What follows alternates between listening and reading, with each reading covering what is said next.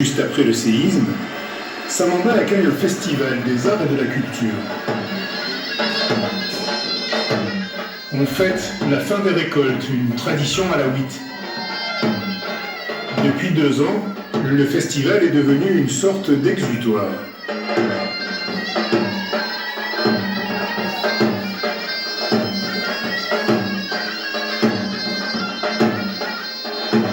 Nous célébrons la 25e édition de ce festival.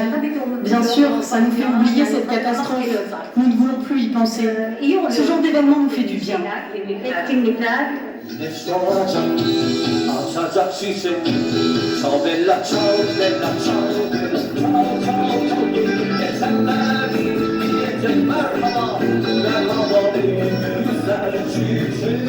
Samanda la rebelle reste debout, secouée ce soir-là uniquement par le rythme des bonnes ondes musicales.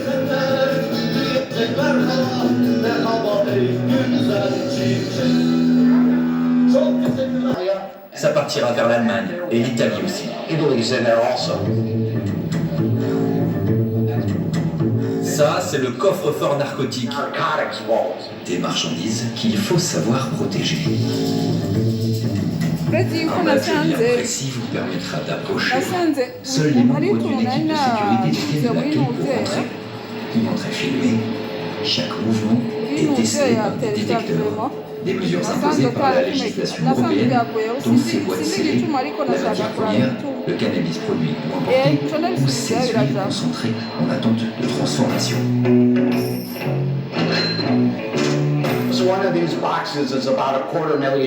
Une seule de ces boîtes vaut entre 150 et 250 000 euros en fonction du volume à l'intérieur. Et le volume stocké ici devrait continuer à augmenter. L'entreprise souhaite doubler sa production en 2026 et atteindre un chiffre d'affaires de 40 millions d'euros. Le marché mondial du cannabis médical pèserait près de 40 milliards de dollars.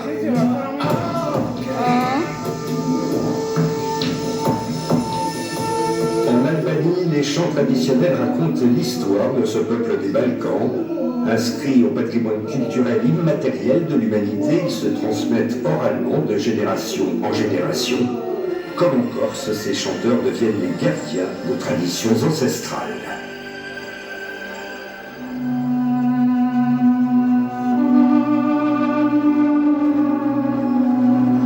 Si les montagnes d'Albanie pouvaient parler, elles raconteraient leur histoire à travers la voix des hommes.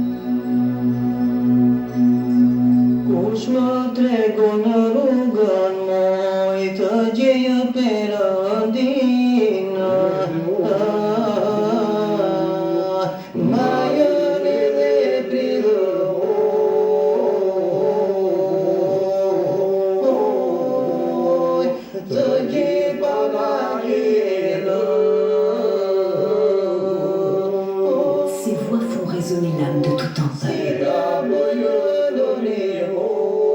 Les chants isopolyphoniques albanais, appelés ainsi en raison de l'iso, qui est un bourdon continu qui suit la mélodie, sont inscrits au patrimoine culturel immatériel de l'humanité.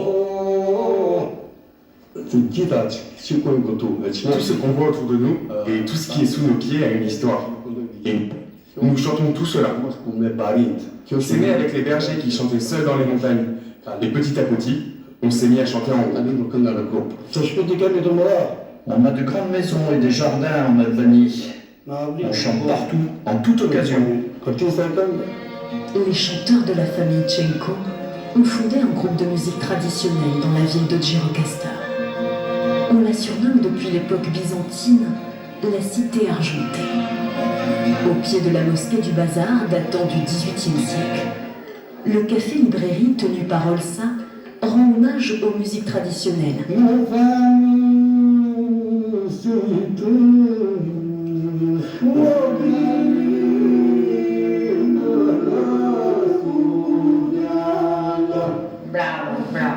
C'est une tradition, et c'est pour ça que ça vient de manière si naturelle. Ils se retrouvent ensemble dans les cafés et les ruelles de la ville. Quand ils chantent, on sent que ça vient du plus profond d'eux-mêmes. L'identité de tout un peuple se raconte dans les gestes, dans le dévouement de ces passionnés unis par un rêve, celui de relier les générations par une histoire ancestrale pour construire ensemble. Et c'est la fin de ce Méditerranéo. À bientôt pour un nouveau numéro de votre magazine.